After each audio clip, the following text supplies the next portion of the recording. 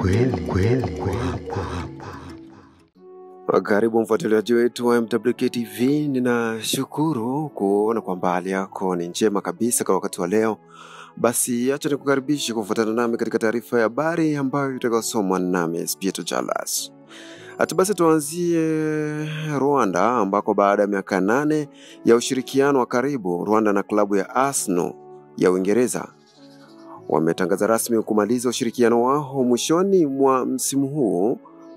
Ushirikiano huu uliowekwa kupitia chapa ya Visit Rwanda ulianza mwaka 2018, ambapo nembo ya utalii wa Rwanda ilionekana kwenye mikono ya jezi za Arsenal, ikiwa ni mara ya kwanza kwa nchi ya Kiafrika kushirikiana kwa kiwango hicho na klabu kubwa ya soka. Katika taarifa kutoka Rwanda Development Board, imethibitishwa kwamba kampeni hiyo ilileta mafanikio makubwa katika kuitangaza Rwanda kimataifa, hususa kwenye sekta ya utalii na uwekezaji. Hii ni hatua kubwa kwa Rwanda ambayo imejizolea sifa duniani kwa kutumia michezo kama jukwaa la kutangaza nchi. Hadi sasa haijafahamika iwapo kutakuwa na makubaliano mapya na klabu nyingine au njia nyingine badala za kuitangaza nchi hiyo. Kutoka Jamhuri ya Kidemokrasia ya Kongo, ambako nyumba ya mwanamuziki nguli wa rumba hayati Papa Wemba imekarabatiwa na kugeuzwa kuwa makumbusho ya kitaifa ya rumba, kwa mujibu wa taasisi ya makumbusho ya kitaifa ya Kongo, yani Institut National des Musées National du Congo.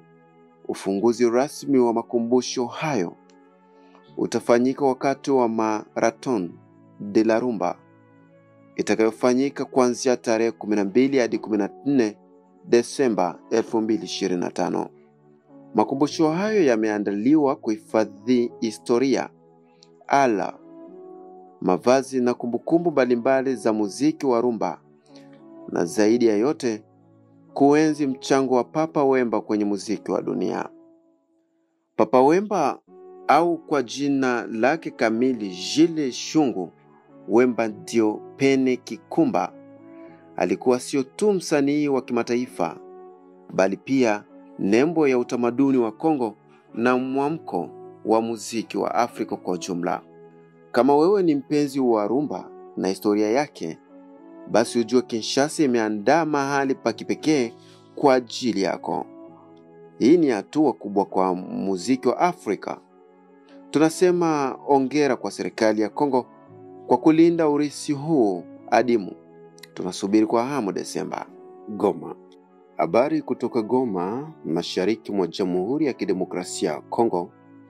Katika taarifa rasmi iliyotolewa na kundi la waasi la AFC M23 katika mkutano na waandishi wa habari leo mjini Goma, wamesema kuwa makundi yote ya silaha ya ndani na ya kigeni, yakiwemo wazalendo, yataondolewa kote mchini DRC kwa mujibu wa makubaliano ya Doha. Kauli hiyo imekuja huku dunia ikiendelea kufuatilia mchakato wa amani unaoendeshwa kupitia makubaliano yaliyofikiwa mjini Doha, Qatar, yakilenga kurejesha utulivu katika maeneo ya mizozo mashariki mwa nchi hiyo.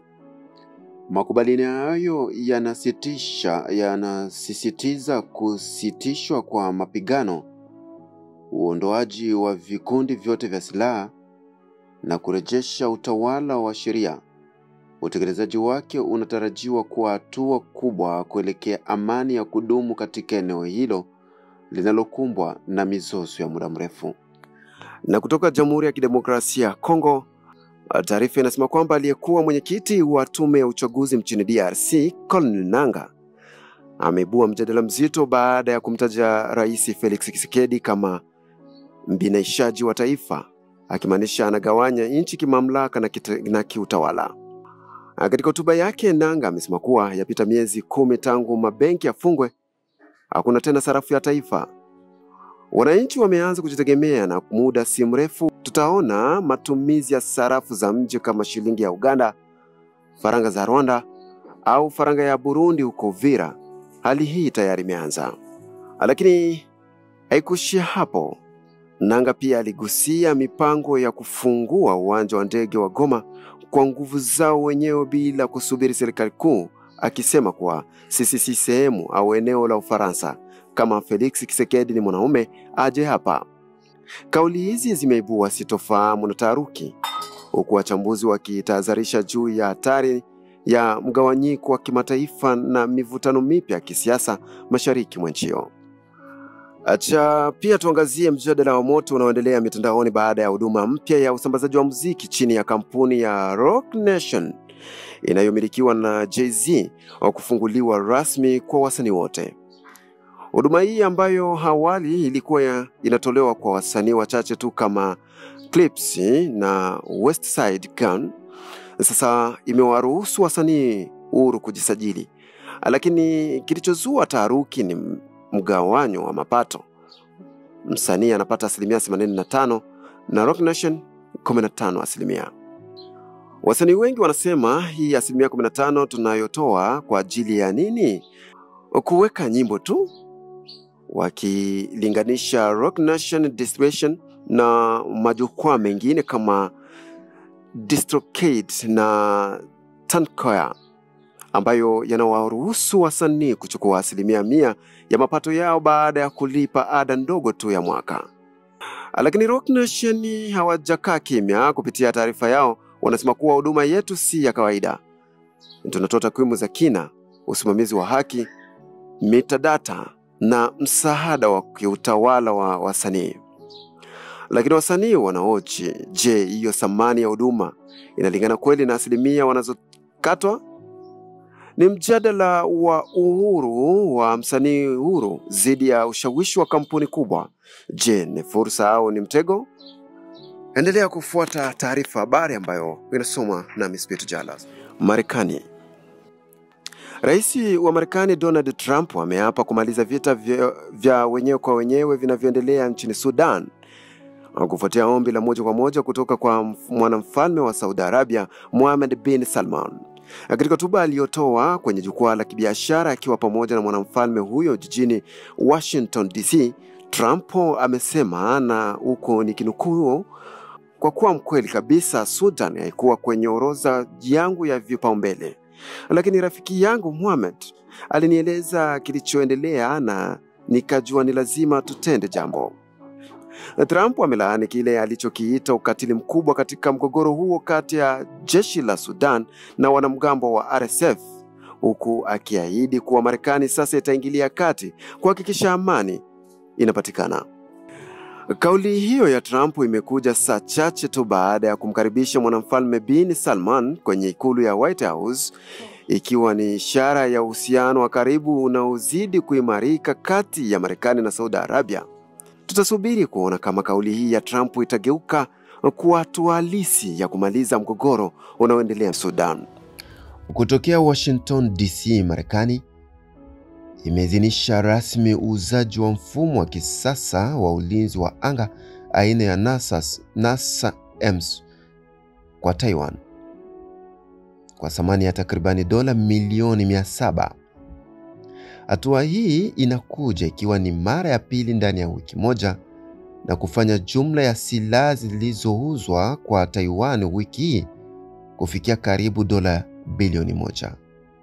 Wizara ya Ulinzi ya Marekani inasema kuwa mfumo wa NASAMS utasaidia kuimarisha ulinzi wa anga wa Taiwan dhidi ya vitisho vinavyoendelea. Hata hivyo, China imekasirishwa na hatua hiyo. Taarifa kutoka Beijing inasema kuwa tunalaani vikali uuzaji huu wa silaha. Taiwan ni sehemu ya ardhi ya China. Marekani inakiuka sera ya China moja na kuhatarisha amani ya kanda. Wakati huo Taiwan imepongeza msaada huo, ikisema utaongeza uwezo wake wa kijeshi katika kulinda mipaka yake dhidi ya vitisho kutoka nje. Tunaendelea kufuatilia kwa ukaribu hali hii ya mvutano inayozidi kupamba moto kati ya China, Taiwan na Marekani. Na huku Donald Trump akutana na Cristiano Ronaldo ikulu ya Marekani katika tukio lililovutia na kuvuta hisia za wengi duniani, Rais wa Marekani Donald Trump amempokea rasmi superstar wa kandanda duniani Cristiano Ronaldo katika ikulu ya White House. Trump amesema kwa furaha, "Najua mwanangu ni shabiki mkubwa sana wa Cristiano Ronaldo, na nafikiri sasa anamheshimu zaidi baba yake baada ya mimi kumtambulisha Ronaldo." Aidha, Trump hakusita kumkaribisha Cristiano Ronaldo kwa maneno haya, "Asante kwa kuwa hapa, ni heshima kubwa, karibu." Tukio hili limeibua shangwe kubwa kwenye mitandao ya kijamii, huku wengi wakiona kuwa Ronaldo anaendelea kuwa zaidi ya mchezaji, sasa akiwa nembo ya ushawishi wa kimataifa. Huu ndio mwisho wa taarifa ya habari ambayo ulikuwa ukiendelea kufuatilia na kuwa pamoja nasi. Habari nyingine motomoto ni hapa MWK TV, ambako ukweli unapatikana. Kweli.